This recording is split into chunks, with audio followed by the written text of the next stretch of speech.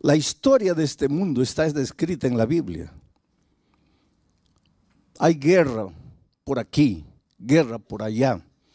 Hay inundación por aquí, hay terremoto por allá, hay incendio por aquí, hay seca aquí, hay mucha lluvia allá, hay delincuencia, hay marginalidad, hay violencia, hay injusticia. Y tú te desesperas, ¿qué viene ahora? ¿Qué va a suceder en este mundo? Si tú conocieras bien la palabra de Dios, tú no te atemorizarías, porque la Biblia dice palabra por palabra todo lo que va a suceder hasta la venida de Cristo. No tienes que tener miedo. El calentamiento global es una realidad, no puedes negar. El clima, pues todo lo que el hombre hace en esta tierra, está deteriorando la capa de ozono. Y cada vez más el clima se está calentando. Y los glaciares se están derritiendo. Y el nivel de los mares está aumentando. Eso es científico. Eso no es imaginación enfermiza de alguien. Y hay mucha gente que dice para el año 2050, 60, las ciudades que están ubicadas a las orillas, a la orilla del mar, desaparecerán con el aumento del mar. Pero la Biblia dice que este mundo no va a ser acabado por las tonterías del propio hombre. Este mundo va a acabar con la venida de Cristo.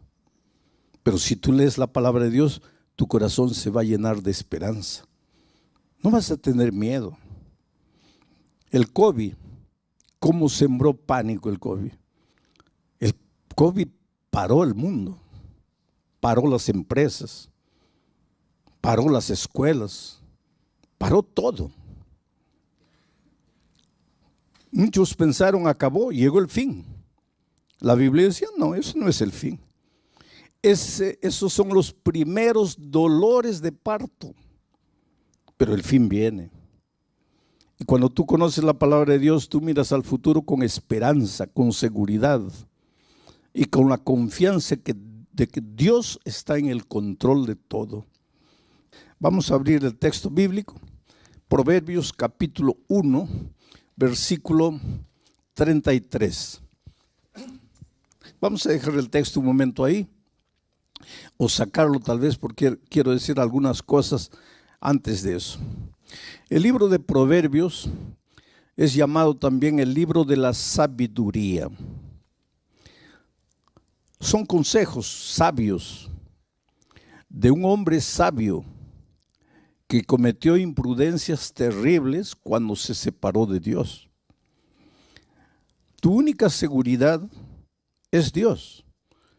Si tú lo dejas, si tú lo abandonas, si tú sigues tus propias decisiones, tus propios caminos, te vas a meter en problemas, como Salomón. Cuando se separó de Dios, se metió en problemas terribles. Gracias a Dios, que si tú lees su historia, en la vejez se arrepintió y regresó a Dios. Y eso nos da esperanza, porque aunque en ocasiones nos apartemos de Dios, tenemos la oportunidad de regresar a Él y de tomar de nuevo en serio sus instrucciones. Antes de leer el texto, quiero hablar un poco de la sabiduría. Sabiduría no es conocimiento. El conocimiento te lo da la vida, te lo da la universidad, te lo da la experiencia. Pero eso es conocimiento, eso no es sabiduría. Sabiduría es saber usar el conocimiento. El conocimiento no te vale de nada si no tienes sabiduría. La sabiduría te ayuda a usar el conocimiento. El conocimiento en las manos de un hombre sabio, de una mujer sabia, es un instrumento poderoso para tu propia felicidad y para la felicidad de las personas que te rodean. Sabiduría podría ser llamada también de equilibrio, buen sentido común, prudencia. Es un don que Dios da. Y el apóstol Santiago dice, si alguien tiene falta de sabiduría, pídala a Dios, que Él te va a dar sabiduría. Hay muchos profesionales brillantes, excelentes, que no tienen sabiduría. Y toda la excelencia en la profesión no les sirve de nada, porque por falta de sabiduría lo arruinan todo. Para ser feliz en el matrimonio necesitas sabiduría. Para educar a los hijos necesitas sabiduría. Para que el dinero se multiplique en tus manos necesitas sabiduría. Para ser exitoso en cualquier área de la vida necesitas sabiduría. Y vuelvo a repetir, la universidad puede darte un título de conocimiento, pero no un título de sabiduría. Cuando alguien es nombrado gerente de la fábrica o presidente de la institución, no se le da sabiduría. Por lo tanto, el cargo no significa sabiduría. Hay gerentes, presidentes que no tienen sabiduría. Y hay gente simple que sí tiene sabiduría. ¿Por qué? Porque la sabiduría es un don que Dios da. Sabiduría es prestar atención, oído a los consejos divinos. Ahora, con ese contexto, vamos al texto bíblico. El texto dice así, mas el que me oyere, está hablando Dios, habitará confiadamente y vivirá tranquilo sin temor del mal. Ese más, ya les dije ayer que en la Biblia ninguna palabra está por estar. Cada palabra, inclusive cada coma, tiene un porqué. Hay que prestar atención a todo. Ese más, que quiere decir pero, que quiere decir sin embargo, nos da a entender que para comprender correctamente el texto, hay que leer los versículos anteriores. Y los versículos anteriores está hablando del dolor y de los sufrimientos de los hombres que no son sabios, de los que siguen sus instintos, de los que escogen su propio camino. Esos sufren. Esos no tienen paz ni de día ni de noche. Esos viven en permanente estado de ansiedad y de miedo. Pero, sin embargo, el que me oyere, dice Dios, el que prestare atención a lo que yo voy a enseñar, ese habitará confiadamente y vivirá tranquilo, sin temor del mal. ¿Qué cosa es la ansiedad? La ansiedad tiene que ver con el miedo, pero no es miedo por lo que está sucediendo. Porque si, por ejemplo, viene un terremoto en este momento, es lógico que nos atemoricemos porque la tierra empieza a temblar. Pero eso no es ansiedad. Ansiedad es miedo por lo que todavía no ha sucedido. Es miedo por lo que tú imaginas que va a suceder. Es miedo por lo que no ha llegado. En otras palabras, es un miedo que no tiene sentido. Porque que la tierra tiemble en este momento y tratemos de protegernos, tiene sentido. Pero que la tierra no tiemble y yo comience a atemorizarme porque tal vez la tierra va a temblar un día. Ansiedad es eso. Miedo por lo que no ha pasado. Veo todas las estadísticas, los hogares se están separando, la gente ya no está llevando a serio el matrimonio y yo comienzo a tener ansiedad, miedo. Ay, ¿no será que mi matrimonio también se va a acabar? ¿Pero por qué?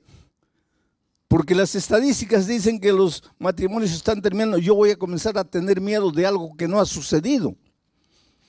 Y si ustedes se dan cuenta, en nuestra vida muchas veces nuestros temores no tienen fundamento. Nuestros temores se basan en suposiciones futuras, en lo que tal vez va a suceder. Entonces, ¿cuál es el consejo de Dios? Dice que si tú prestas oído a mi palabra, y aquí comienza el primer consejo, si me oyeres. Hoy día nosotros oímos a todo el mundo, ¿no? A través de las redes se inventaron los famosos fake news, ¿no?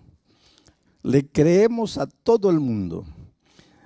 Estás mal del hígado, cada uno te presenta un remedio, ¿no? Y pruebas uno, pruebas otro.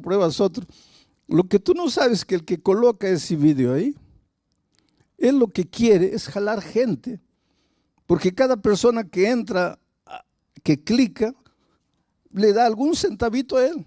Y hay gente que vive de eso. Y tú escuchas, pero nunca abres la palabra de Dios para escuchar lo que Dios dice. Le crees a todo el mundo, pero no le crees a la palabra de Dios, inclusive porque no la conoces. La palabra de Dios no falla.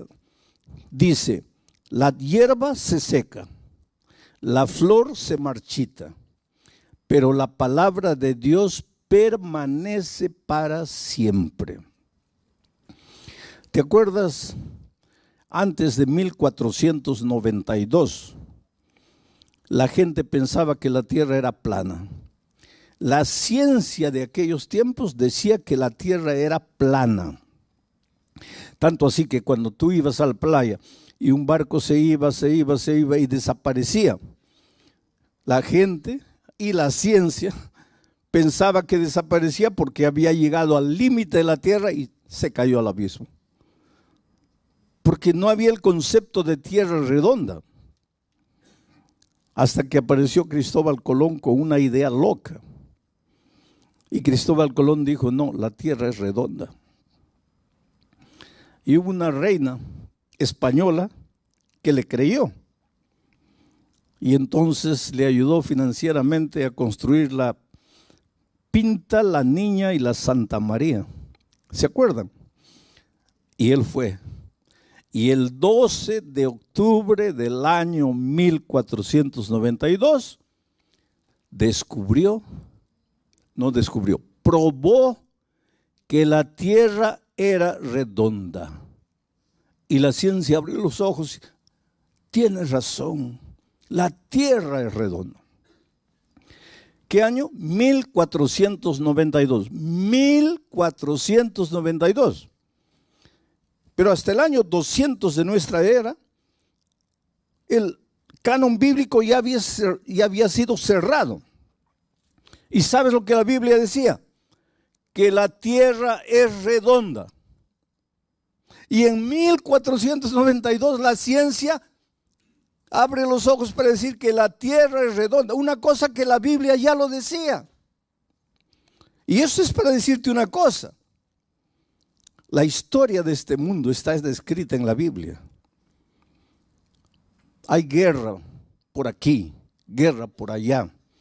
Hay inundación por aquí, hay terremoto por allá, hay incendio por aquí, hay seca aquí, hay mucha lluvia allá, hay delincuencia, hay marginalidad, hay violencia, hay injusticia.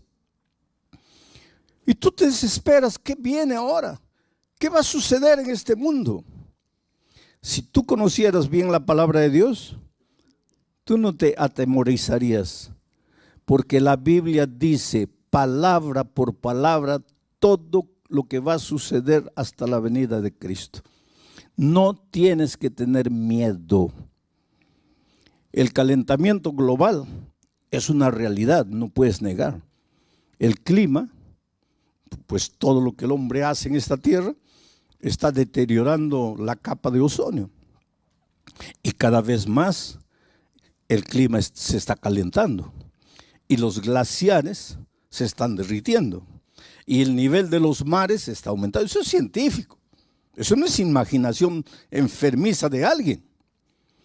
Y hay mucha gente que dice para el año 2050, 60, las ciudades que están ubicadas a las orillas, a la orilla del mar, desaparecerán con el aumento del mar. Pero la Biblia dice que este mundo no va a ser acabado por las tonterías del propio hombre. Este mundo va a acabar con la venida de Cristo.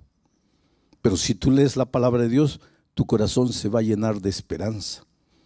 No vas a tener miedo. El COVID, ¿cómo sembró pánico el COVID? El COVID paró el mundo, paró las empresas, paró las escuelas, paró todo. Muchos pensaron, acabó, llegó el fin. La Biblia decía, no, eso no es el fin. Esos son los primeros dolores de parto, pero el fin viene.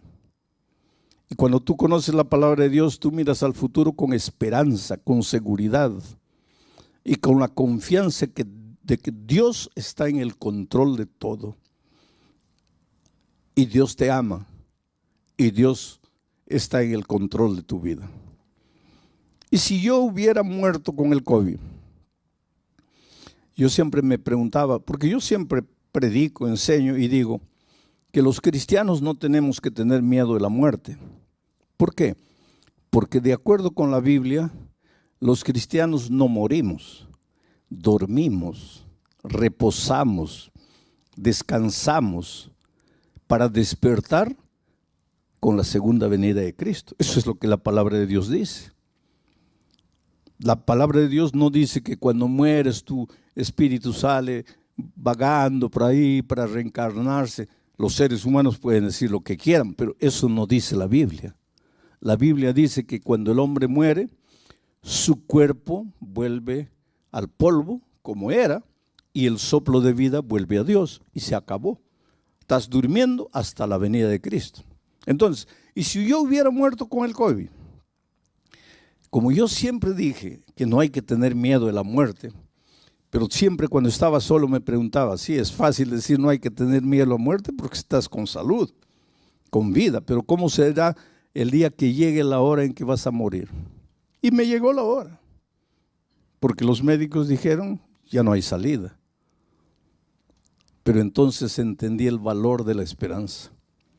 Tú sabes que al inicio, porque yo estuve 45 días y 3 semanas de esos 45 días en la unidad de tratamiento intensivo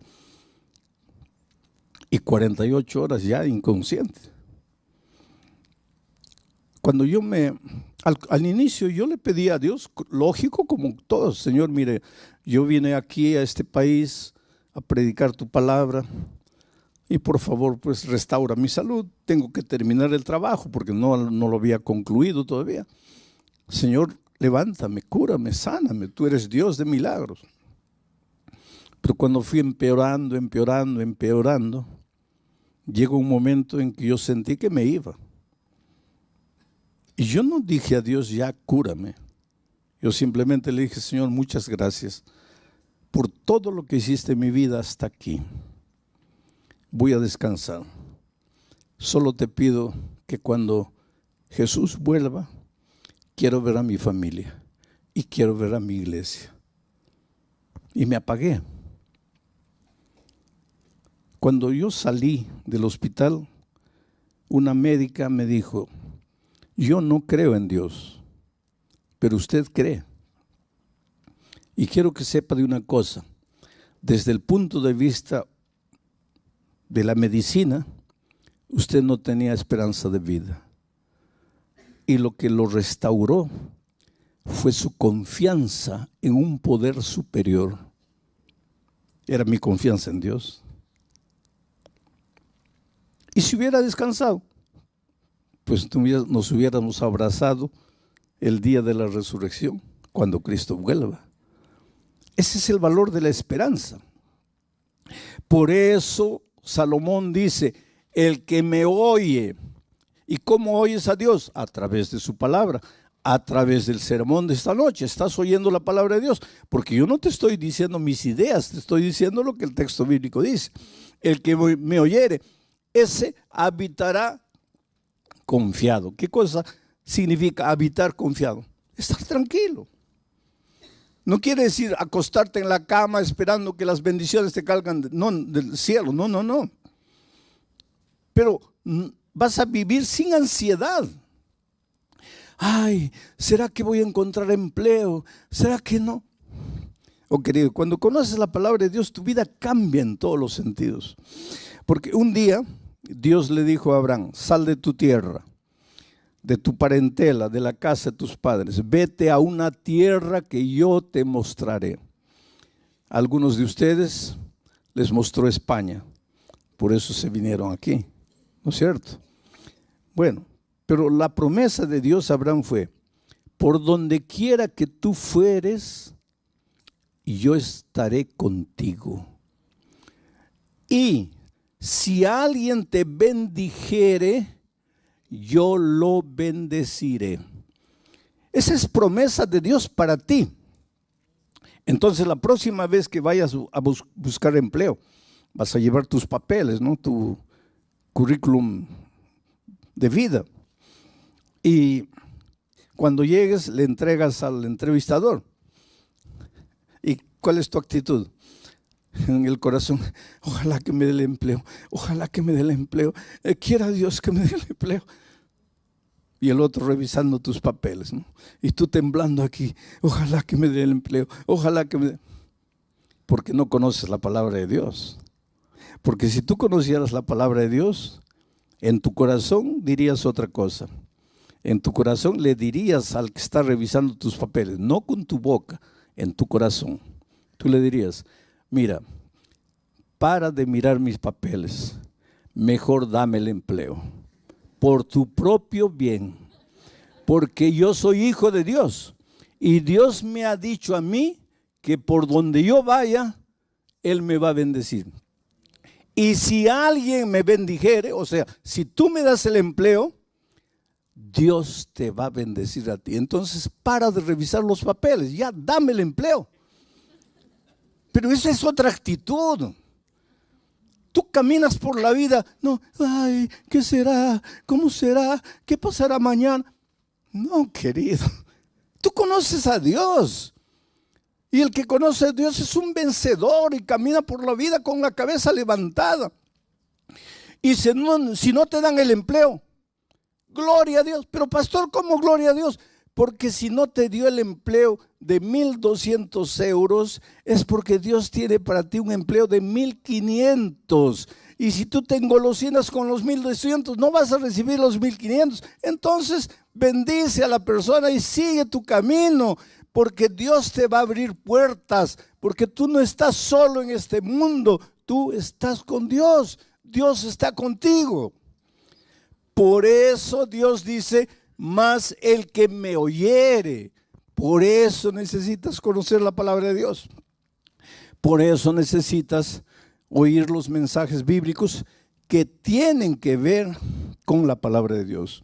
Entonces vas a habitar confiadamente y vas a vivir tranquilo, sin temor del mal.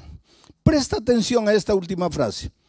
No dice que si le entregas la vida a Jesús, no dice que si prestas oído a sus consejos, el mal no te va a llegar. No dice. ¿Y sabes por qué? Porque Dios nunca te hizo la promesa de que si tú te entregas a Jesús, nada malo te va a suceder. Él nunca prometió eso. Por lo tanto, si un día la enfermedad llega a tu vida, si el desempleo llega a tu vida, por favor, no digas: oh Dios mío, te has olvidado de mí, yo soy tu hijo, ¿dónde está tu promesa? No, no, no. Porque Él nunca te prometió que en esta vida de dolor, en esta vida de miseria y de pecado, nunca vas a tener problemas. Él nunca te prometió. Lo que Él te prometió es que en medio de los problemas, tú vas a vivir seguro, tranquilo, confiadamente. ¿Por qué? Porque sabes que tienes un Dios todopoderoso que no falla. Ahora, un ejemplo bíblico de todo esto que dije hasta aquí. ¿Te acuerdas cuando los discípulos estaban en alto mar un día? Y el cielo se puso negro, negro, negro. Relámpagos y truenos. Y las olas gigantescas se levantaron y entraba el agua al barquito. Y el barquito ya iba a zozobrar. ¿Tú crees que los discípulos eran hombres frágiles? No, la mayoría de ellos eran hombres duros, forjados a la orilla del mar, en la pesca. ¿Tú crees que una tormentita ahí los iba a asustar? No. Pero, ¿qué dice la historia bíblica? Que ellos lucharon toda la noche. Y a la cuarta vigilia, ¿qué significa la cuarta vigilia? Es que los judíos en esos tiempos dividían a la noche en 4 vigilias. De 6 de la tarde a 9 de la noche, primera vigilia. 9 de la noche a medianoche, segunda vigilia. Medianoche a 3 de la mañana, tercera vigilia. 3 de la mañana a 6 de la mañana, cuarta vigilia. Y la Biblia dice que Jesús apareció en la cuarta vigilia. ¿Qué hora sería más o menos? ¿Qué hora sería? Entre 3 y 6. ¿Quieres mi opinión personal? Eso no dice la Biblia. Aquí estoy colocando mi opinión personal. Debe haber sido 5 y 15 de la mañana. ¿Pero por qué, pastor? Porque era el momento más oscuro de la noche. Yo siempre pensé que el momento más oscuro de la noche era medianoche. No es. El momento más oscuro de la noche es faltando 5, 10 minutos para que la luz del nuevo día aparezca. Entonces, si en este momento tú estás viviendo el momento más oscuro de tu vida, si tú sientes que ya no tienes fuerzas, si tú sientes que ya todo acabó, que ya estás perdido, alégrate. Porque eso quiere decir que dentro de 5 o 10 minutos el sol del nuevo día va a nacer en tu vida. No te desesperes. Jesús apareció en el momento más oscuro, la cuarta vigilia. Y los discípulos se asustaron. Habían clamado en la noche, Señor, ayúdanos. Ahora Jesús aparece y se asustan. ¿Por qué? Porque Jesús no apareció como ellos esperaban que apareciese. Y aquí hay una lección valiosa, querido. Muchas veces las respuestas divinas no son o no llegan a tu vida como tú quisieras que lleguen. ¿Cómo esperaban esos discípulos a Jesús? No sé, voy a imaginar. Tal vez volando en el aire porque era Dios, echándoles una cuerda para que se agarrasen y los rescataron, o en un helicóptero, o que de repente Jesús hiciese calmar la tempestad, hiciese salir el sol. Yo no sé. Lo que ellos nunca esperaron es que Jesús iba a aparecer andando sobre el agua. Tanto así que cuando lo vieron, en lugar de alegrarse, se asustaron. Es un fantasma, es un fantasma.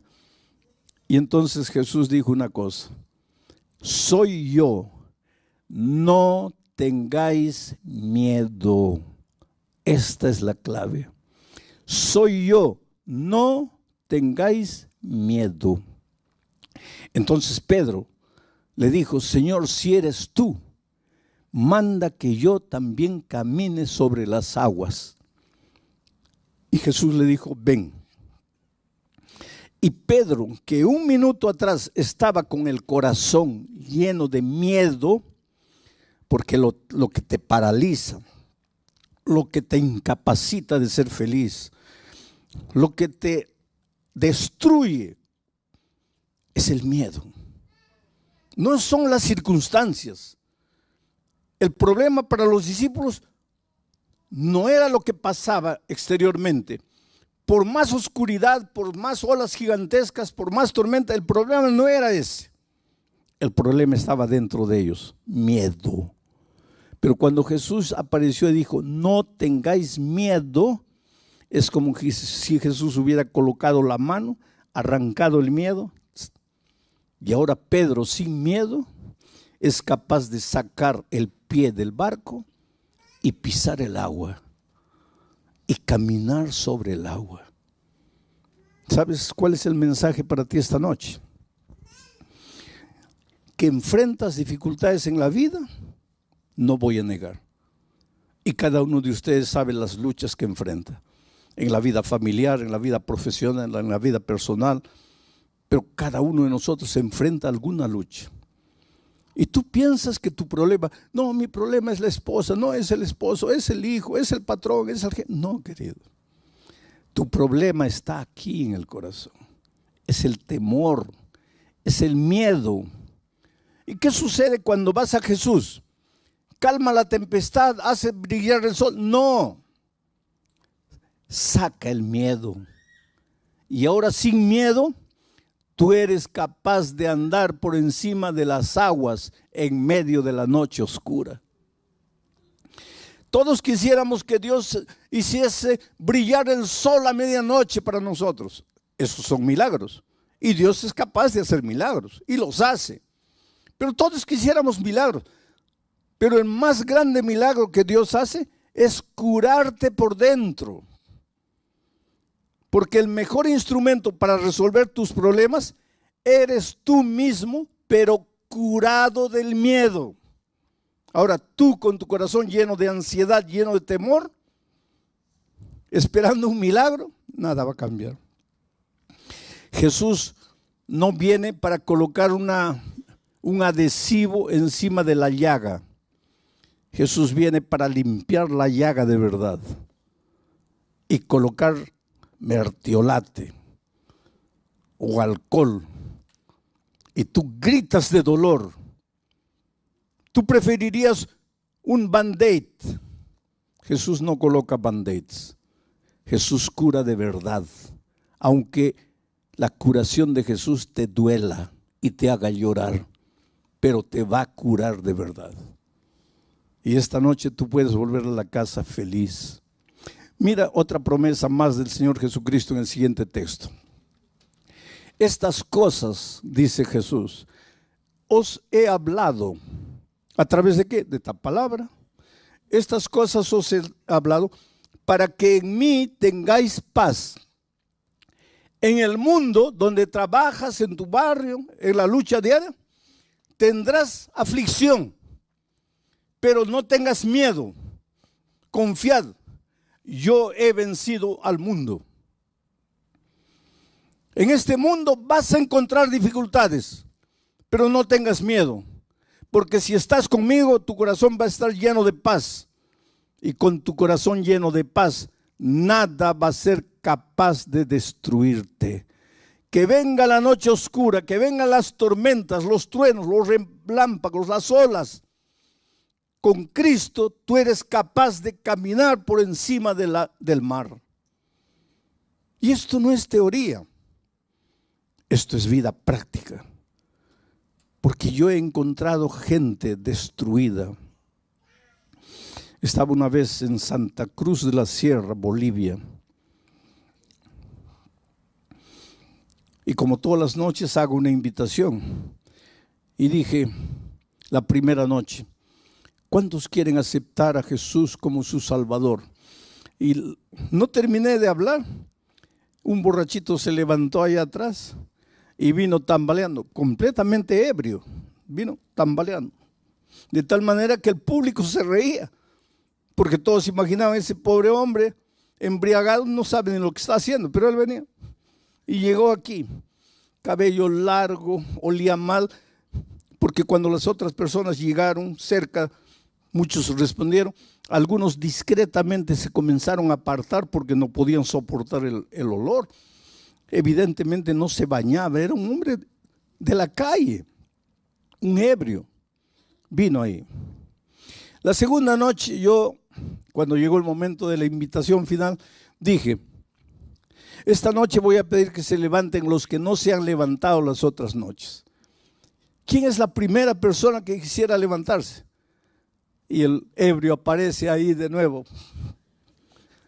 Y ahora el público se rió con más ganas, porque lógicamente está tan ebrio el pobre que no ha entendido que si te levantaste anoche ya no te levantes hoy. Pero él llegó ahí llorando y mucha gente vino.